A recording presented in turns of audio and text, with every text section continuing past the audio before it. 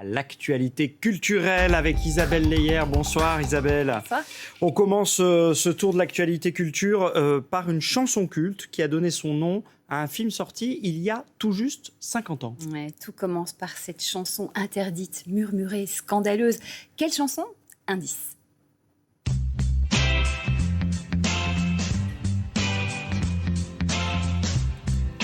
Bon, vous l'avez évidemment, chanson de Serge Gainsbourg, Je t'aime, moi non plus.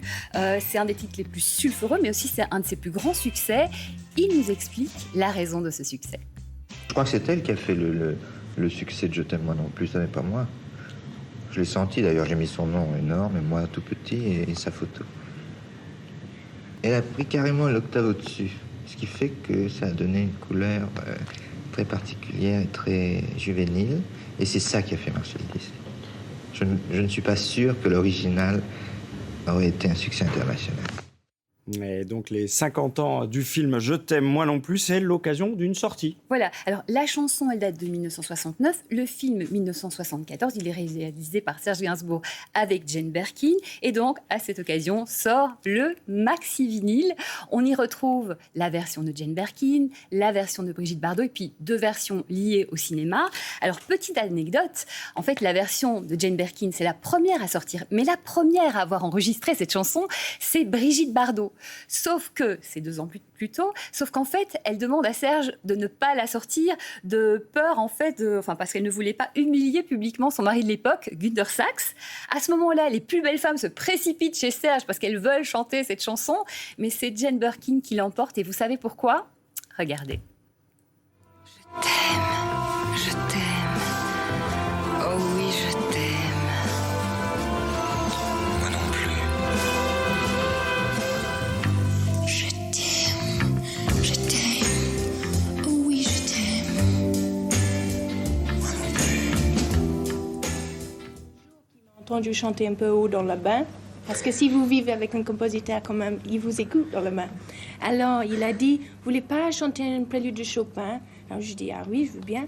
Et il a dit, je t'aime moi non plus. Alors je dis, oui, vite, avant qu'une autre actrice plus jolie que moi le fait avec lui, parce que c'était un peu intime. Alors je fais ça vraiment pas jalousie.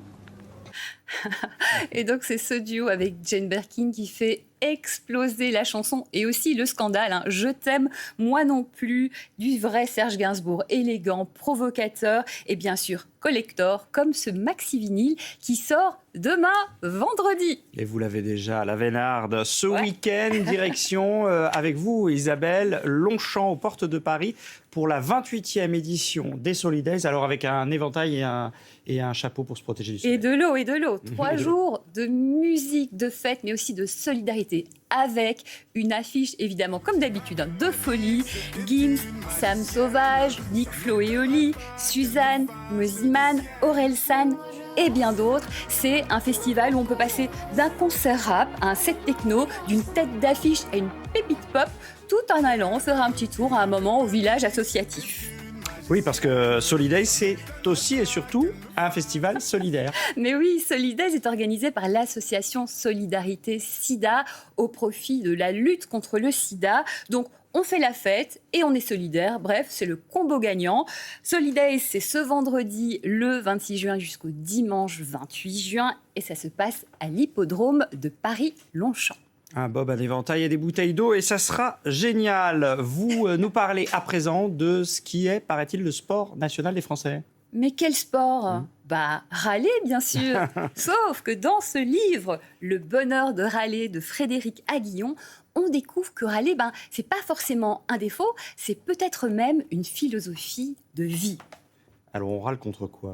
Eh bien, on râle évidemment contre les petites contrariétés du quotidien, ce que nous explique l'auteur avec humour dans une série de nouvelles. Alors quoi, par exemple ? Eh bien, la tartine qui tombe évidemment du mauvais côté, ce vêtement que vous venez d'acheter, il est tout neuf, évidemment, vous faites une grosse tâche, le bricolage qui tourne mal, enfin bref, toutes ces choses qu'on connaît et dans lesquelles, on se reconnaît. Mais derrière l'humour, on comprend qu'il y a aussi quelque chose de plus profond, comme par exemple le fait que râler, c'est aussi une façon de résister, de reprendre la main quand la vie se joue de nous. Donc, au final, on comprend que dans le monde, il y a plusieurs catégories. Ceux qui râlent, Ceux qui disent qu'ils ne râlent pas, mais en fait, qui râlent quand même. Et puis les autres, enfin, s'il en reste. En tout cas, tout ça est à découvrir dans Le bonheur de râler de Frédéric Aguillon, aux éditions La Sirène aux yeux verts. Et si on faisait un petit tour dans les salles de cinéma, parce que la clim fonctionne bien. Voilà, la fête du cinéma, c'est juste pour vous rappeler que c'est ce dimanche 28 juin jusqu'au mercredi 1er juillet, 5 € la séance. Alors faites-vous plaisir, et effectivement, il y a la clim, ça fait du bien.